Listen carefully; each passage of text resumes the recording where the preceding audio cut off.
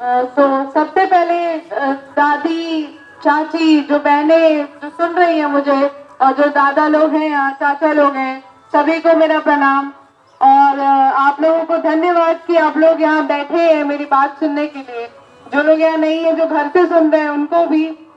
तो मुझे यही चर्चा करनी है आप लोगों से। जो अभी परसों वोटिंग है, तो मैं चाह रही हूँ कि आप लोगों से एक बार बात करूँ, क्योंकि मैं 5 जगह घूम चुकी हूँ। मैंने देखा है कि अभी अभी भी थोड़ा लोग कहीं ना कहीं कंफ्यूज हैं। वो उसका कारण ये है कि कैंडिडेट इतने सारे हैं कि कहीं ना कहीं लोगों के दिमाग में आ जाता है कि किसको दे ना दे। या कई बार यहाँ जो हम लोगों के पंचायत में सालों से जो राजनीति चली आ रही है, दारू की, पैसों की और जाति पाति की जो राजनीति चली आ रही है, उसको बदलने के लिए इस बार मैं खड़ी हूँ हिम्मत करके। मैंने आखिरी दिन पे अपना नॉमिनेशन कराया था, क्योंकि मुझे कोई कैंडिडेट मैंने देखा कि लोग खड़े हो रहे हैं जोश में। कुछ लोग तो जीतने के मकसद से खड़े ही नहीं है, सिर्फ वोट काटने के मकसद से खड़े हैं। हमारे पंचायत की खास करके हमारे गांव में बहुत ही गंदी राजनीति हो रही है। मेरे गांव में माहौल से कि इतने लोग खड़े हैं, उसमें से कुछ लोग खड़े हैं कि इनका वोट जहाँ बन रहा है उसको काट दें। लेकिन लोग ये बेहतर समझ रहे हैं कि कौन किस मकसद से खड़ा है। तो अगर आप लोगों को पता है कि क्या चीजें हैं, नहीं है, कौन हमारे लिए काम करने के लिए खड़ा है, कौन हमें लूटने के लिए खड़ा है फिर से, तो आप लोग इस पर थोड़ा समझदारी से अपना दिमाग लगाकर अपना वोट गड्ढे में मत डालिए। वहां दीजिए जहां आपको लगता है कि हाँ ये इंसान जीत रहा है या जीत सकता है, या हमारे लिए काम कर सकता है, तो उसको बहुमत से जिताइए आप लोग। और जात पात तो इसमें तो मैं भरोसा नहीं रखती बिल्कुल भी, क्योंकि मेरे घर में भी ये सब सिखाया नहीं गया कभी। खास करके अगर हम देखें तो हम भी जिनके साथ वोट मांगने जा रहे हैं वो हमारी जाति के नहीं है, सब अलग अलग जात के लोग हैं। और मेरे गांव में भी हमारी जाति से बहुत कम ही सपोर्ट है हम लोगों को। बाकी जो हमारे अदर कास्ट के जो लोग भी हैं, जो हमारे दादा चाचा लोग हैं, वो लोग मुझे ज्यादा सपोर्ट कर रहे हैं। और इस गांव से भी मुझे काफी बेहतर रिस्पांस मिल रहा है, क्योंकि मैं घूमी हूँ, मैंने देखा है लोग मेरी बात को समझ रहे हैं। तो आप लोगों से यही अपील है इस बार कि आप लोग थोड़ा पैसे से और शराब से, जो एक गांव का बन गया है, एक सोच बन गई है लोगों की कि गांव में इलेक्शन लड़ने का मतलब ये है कि आप शिक्षित हो ना हो, आपको समझ हो ना हो, काम कैसे करना है नहीं करना है, आपको बोलना आता हो ना आता हो, बस आपके पास रुपया होना चाहिए जेब में, थोड़ा सा रुपया होना चाहिए, थोड़ा जात पात की बातें होनी चाहिए और आप इलेक्शन जीत सकते हैं। तो इस सोच को बदलने के लिए मैं खड़ी हूँ, क्योंकि ऐसा पहले भी हो चुका है। एक पंचायत है बिहार का ही अपने, उससे भी पिछड़ा हुआ था वो काफी, सिंगवाहिनी पंचायत, राज पंचायत सिंगवाहिनी नाम है उसका। तो वहां पे भी एक महिला थी, दिल्ली से आई थी, वो बाहर ही रहती थी, लेकिन उन्होंने हालत देखी जब अपने पंचायत की, तो उनको लगा कि एक बार हमें कोशिश करनी चाहिए यहाँ पे, लोगों क्या पता लोग समझे इस बात को। तो वहां के लोगों ने समझा, उनको रिस्पांस भी काफी अच्छा मिला, 2000 वोट से जीती थी वो। और बाद में उस पंचायत की हालत भी बहुत बेहतर हो गई थी, जिसके लिए उनको पुरस्कार भी मिला था राष्ट्रपति से। तो मैं भी सोच रही हूँ कि मैं भी कुछ ऐसा काम करूँ इस बार कि मेरे पंचायत का नाम हो, यहाँ के लोगों का मेरा नाम हो, कि और हमारे पंचायत की हालत थोड़ी बेहतर हो, क्योंकि सालों साल से यहाँ पे यही सब चला आ रहा है कि सिर्फ इलेक्शन के टाइम पे जो मुखिया लोग होते हैं जीतने के बाद नजर नहीं आते, लेकिन इलेक्शन के टाइम पे चले आते हैं बाबू भैया करने, बहलाने फुसलाने, 2-4 हजार रुपए दे देते हैं किसी को दारू पकड़ा देते हैं। कीमत कितनी सस्ती लगा देते हैं वो आपकी और आपके वोट की, कि ये लोग बिकाऊ है। सबका मानना ये कि आप लोग बिकाऊ है, वो आपको खरीदने आ जाते हैं कि ये पकड़ो, तुम्हारी 2000 रुपए कीमत है, तुम्हारी 5000 है। लेकिन आप लोग ये नहीं सोचते कि वो 5000 10,000 कितने दिन चलेगा, ज्यादा से ज्यादा 1 महीना। उसके बाद इलेक्शन जीतने के बाद तो कोई मुखिया जी दिखाई भी नहीं देते कहीं भी। उनके घर जाओ कोई काम लेके, जैसे कि मैं घूमी हूँ तो मैंने लोगों से बात भी की है घर घर में, तो उनकी शिकायतें भी सुनी है कि जब जाते थे तो कोई वहां से रिस्पॉन्स नहीं मिलता था, लोग कहते थे कि सो रहे हैं, कभी लोग कुछ कहते थे, कोई मदद नहीं हुई जब भी हम लोग तंगी में गए उनके पास। तो जब आप लोगों को पता है कि इलेक्शन के बाद कोई आपकी मदद नहीं करने वाला है, जो नोट अभी खर्चा हो रहे हैं सिर्फ 2-4-10 दिन के लिए हो रहा है, तो आप लोग इस फुसलावे में बहलावे में आकर अपना 5 साल का जो विकास जो आप लोग रोकते हैं उसके जिम्मेदार सिर्फ आप ही लोग हैं। उसमें गलती नेता की कम आप लोगों की ज्यादा है, क्योंकि जनता के अंदर पहले समझ होनी चाहिए कि हमें नेता कैसा चुनना है, क्या उसके अंदर देख के चुनाव करना है। लेकिन ये लोग समझ ही नहीं पाते, अभी तक तो नहीं समझे। अगर समझे होते तो शायद आज पंचायत कहीं और होता, क्योंकि 10-15 साल पहले जहाँ था आज भी वही है। आज भी लोग छोटी छोटी चीज के लिए, राशन कार्ड जैसी छोटी चीज के लिए जो जरूरतमंद लोग हैं उनको अभी तक राशन कार्ड नहीं मिल रहा है। घर घर घूम रही हूँ, लोग बता रहे हैं जो बहुत गरीब लोग हैं और लोगों को जिनको घर की जरूरत है, सर पे छत नहीं है, बारिश में जो उनका बहुत बुरा हाल हो जाता है, घर में पानी टपकता है, कीचड़ वो बन जाता है। क्योंकि मैं घूमी हूँ बारिश में भी, तो मैंने देखा है कितनी मेहनत लगती है अंदर जाने में, चलने में, एक एक ईंटा रख के वो लोग कैसे चल रहे हैं। तो ये सब चीजें वो लोग नहीं समझते हैं। उन्हें बस यही पता है कि पैसा दे दो या शराब पिला दो आदमी को तो वो मेरे बहकावे में आ जाओ, और ऐसा होता भी रहा है। लेकिन वो लोग ये नहीं समझते कि उसके बाद जब मर्द घर पे जाता है तो कितना कलेश होता है। तो वो लोग अच्छाई की तरफ नहीं ले जाते, वो लोग बुराई की तरफ ले जाते हैं। जबकि मुखिया ऐसा होना चाहिए जो थोड़ा विकास के बारे में सोचे कि गांव में नाला नहीं है, पानी भर जाता है घरों में, सड़कों पे, तो उसके लिए भी सोचे कि एक्सीडेंट होते हैं इसकी वजह से कितने। और जिन लोगों को पेंशन की जरूरत है, जैसे वृद्धा पेंशन है, या जो जरूरतमंद लोग हैं उनको वो भी मिलनी चाहिए। और जो हमारे युवा भाई लोग हैं, कई लोग पढ़ के घर पे बैठ जाते हैं, इनकम का सोर्स नहीं है कमाने का बहुत लोगों के घर में, तो उनके लिए भी जो भी हो सकता है वो किया जाना चाहिए था अभी तक, लेकिन वो हुआ नहीं है। मगर मैं जीतती हूँ तो मैं कोशिश करूंगी कि जितना मेरी तरफ से हो पाए मैं उन लोगों के लिए भी कुछ करूं, और खास करके लड़कियों के लिए, अपनी बहनों के लिए। क्योंकि देखा है मैंने कि 5 गांव में कहीं भी लड़कियों को इतना आगे बढ़ाने की बात कोई नहीं करता, या सालों से यही चला रहा है कि 8वीं, कोई 10वीं, कोई 12वीं पास करके शादी की बातें होने लगती है, और वो भी इंटर कुछ ही लड़कियों को करने को मिलता है, क्योंकि कोई कन्वेंस नहीं है, कोई जरिया नहीं है आने जाने का। तो वो घर वाले भेजते नहीं है सोच के कि लड़की है दूसरे गांव में कैसे जाएगी, दूर कैसे जाएगी। कुछ लोगों को मिलता भी है तो सिर्फ अटेंडेंस लगा के आ जाते हैं। पढ़ाई के नाम पे तो यहाँ कुछ भी नहीं है, चाहे वो कॉलेज हो, स्कूल हो, क्योंकि स्कूलों में भी अच्छी पढ़ाई नहीं होती है। अब टीचर्स को बदलने के लिए या टीचर्स के ऊपर गार्ड करने के लिए उनको कोई ऐसा इंसान चाहिए जिसको समझ हो कि पढ़ाई की क्या वैल्यू है, या अगर बच्चा अच्छे से पढ़ेगा तो उसका भविष्य भी बेहतर हो सकता है, और आप लोगों का भी साथ में भविष्य बेहतर हो सकता है।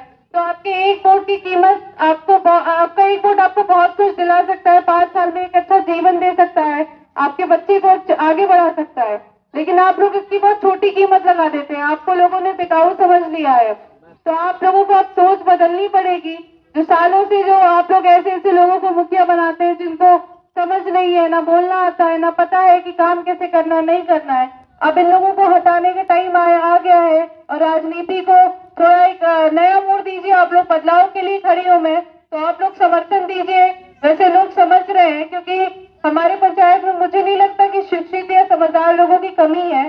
तो जितनी भी मैं मेहनत कर रही हूँ, कोशिश कर रही हूँ, लोग मेरे साथ आ रहे हैं, क्योंकि उन्हें समझ आ रहा है कि कौन काम कर रहा है, जिसके पास सोच है काम करने की, तो वो।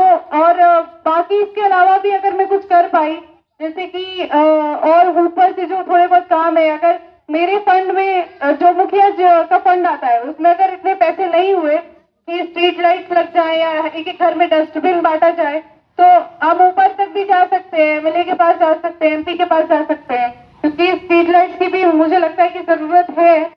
क्योंकि रात में अंधेरा हो जाता है, निकलने में एक्सीडेंट्स हो सकते हैं। और डस्टबिन इसलिए क्योंकि हर घर में घूमती हूँ तो देखती हूँ काफी कहीं कचरा पड़ा रहता है, फैलता है, तो उससे काफी लोग बीमार पड़ सकते हैं। तो थोड़ी साफ सफाई स्वच्छ भारत अभियान के तहत वो भी जरूरी है। और टॉयलेट, आज के टाइम पे बहुत लोगों के घर में टॉयलेट नहीं है। जहाँ यहाँ डिजिटल इंडिया के लोग बात करते हैं, वहाँ लोगों के घर में टॉयलेट नहीं है। अभी भी औरतें और लड़कियां खेत में जाती है, तो बहुत शर्म की बात है। तो इसके लिए भी आज तक किसी ने नहीं सोचा। ये भी काम मुझे करना है, जिनको भी कल की जरूरत है घर में, क्योंकि नल जल योजना के तहत सबको पानी मिलना चाहिए। अब वो लोग भी, कई लोगों से मैं मिली, उन्होंने बोला कि घर में कल तक नहीं लगा मेरे, इतना मैंने बोला मुखिया जी को। तो मैंने यही बोला कि उनको सुनने वाले भी तो आप ही लोग हैं, आप उनको जिताया, आप लोगों ने किस दम पे जिताया, किस कारण से जिताया ये तो मुझे नहीं पता, लेकिन यही है कि मैंने आखिरी नॉमिनेशन इसीलिए कराया। मैंने सोचा कि एक नया चेहरा मिलेगा, एक नई सोच मिलेगी, तो शायद लोग बदलाव की तरफ बढ़े, उन्हें ये समझ आए कि उनको कितने सालों से बेवकूफ बनाया जा रहा है। अब इस बार भी वही कोशिश हो रही है। और एक और जरूरी बात है, तो मुझे क्या था मैं बोल रही थी कि मैंने ये भी देखा कि अपना पंचायत के बाहर के भी कुछ कैंडिडेट थे जो अपने पंचायत से खड़े हैं इस पद से, और साथ ही साथ लोग उनको समर्थन भी दे रहे हैं। आप लोग समझ रहे होंगे मैं किसकी बात कर रही हूँ। मैं नाम नहीं लेना चाह रही हूँ, लेकिन आप लोग खुद ही समझदार हैं और इशारा ही काफी है। तो ये आप लोगों के लिए भी शर्म की बात है, क्योंकि आप अपने घर का मालिक, पंचायत आपका घर है, और आप अपने घर का मालिक किसी और को नहीं बना सकते, या अपने घर की चाबी किसी और के हाथ में नहीं दे सकते। क्या हमारे 5 गांव में ऐसे लोग नहीं है, शिक्षित लोग नहीं है या समझदार लोग नहीं है जो इस पद के लिए खड़े हो जीते, कि हमें जरूरत पड़ गई कि हम दूसरे पंचायत के आदमी को मुखिया बनाए और लोग उनका समर्थन भी दे रहे हैं।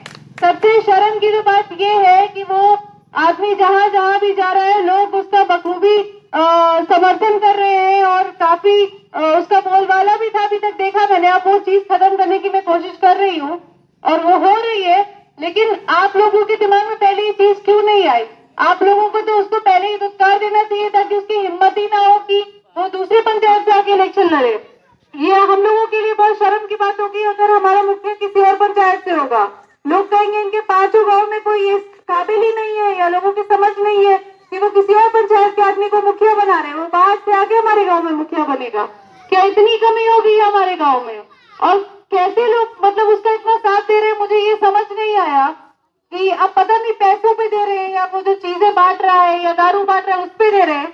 लेकिन ये तो बहुत ही बेशर्मी की बात है कि आप लोगों के अंदर इतनी भी समझ नहीं है कि पंचायत में इतने लोग खड़े हैं, उनमें से किसी को देखें कि कौन काबिल है नहीं है। जो बाहर का है उसको तो पहले ही बाहर करिए आप लोग, लेकिन उस आदमी को ज्यादा समर्थन। क्या ही बोलूं मैं इस मतलब जहां भी जा रही हूँ, बात कर रही हूँ, लोगों को ये चीज तो मैं बोल ही रही हूँ कि आप लोग इतना खुल के कैसे, उसकी हिम्मत कैसे होती है कि वो हमारे पंचायत में घुस रहा है, अगर लोगों को लेकर एकदम खुशी खुशी लोग उसको सपोर्ट कर रहे हैं। तो आप लोग समझिए, क्योंकि बहुत बेइज्जती होगी अगर ये चीज हुई, लेकिन मुझे मालूम है कि ऐसा नहीं होगा, क्योंकि जनता इतनी मूर्ख नहीं है। बस ये है कि उनको कोई समझाने वाला या गाइड करने वाला चाहिए। कई कई बार दिमाग इंसान नहीं लगाता है इतना।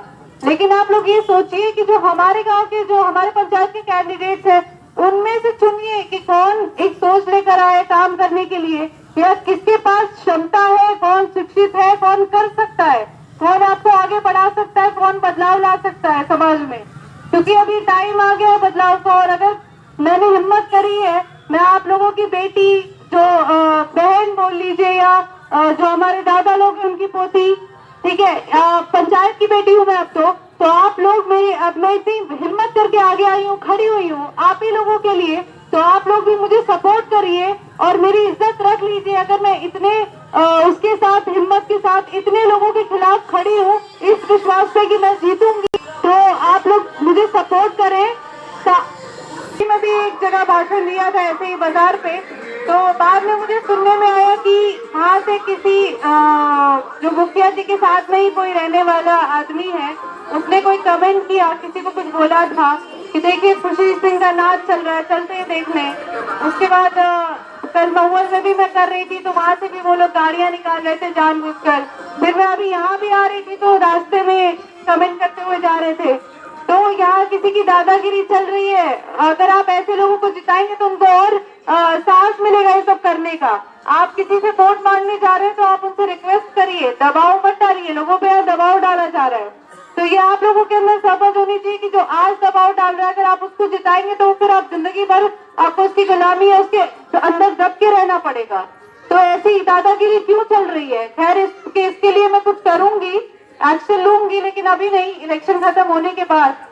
तो अंत में आपसे बस यही अपील करूंगी कि हिम्मत कर रही हूँ इस बार, तो निराश मत करिए, वरना अगली बार से कोई हिम्मत करके सामने नहीं आएगा। लोग यही कहेंगे कि गांव के लोगों में समझ नहीं है, या ये लोग इस चीज से बाहर नहीं आएंगे कभी भी, यहाँ यही चलता रहेगा। तो आप लोग ऐसा मैसेज मत दीजिए लोगों को। अगर कोई मेहनत कर रहा है या अगर कोई सोच लेकर आया है तो बेटी समझ के एक बार मुझे भी मौका दीजिए, जहाँ इतने साल लोगों को मौका दिया। ऐसे ऐसे लोगों को जिनको पीने से फुर्सत ही नहीं है, वो लोग पंचायत क्या संभालेंगे। और एक ये मुद्दे पे भी ध्यान दीजिएगा कि किसी और पंचायत के आदमी को आप लोग इतना हक मत दीजिए, उसको तो पहले ही भगा दीजिए अपने दरवाजे से कि वो जहाँ का है वहां जाके लड़े या कहीं और लड़े, लेकिन हमारे पंचायत का मालिक ना बने वो। तो इस पे विचार करिए। और अंत में बस यही बोलूंगी कि अगर आपको लगता है कि मैं हूँ आपके मुखिया बनने के लायक, तो 7 नंबर मेरा क्रमांक है और ब्रश मेरा चुनाव चिन्ह है। और इस बार दबाइए और बहुमत से जिताइए मुझे, तो बहुत खुशी होगी। धन्यवाद।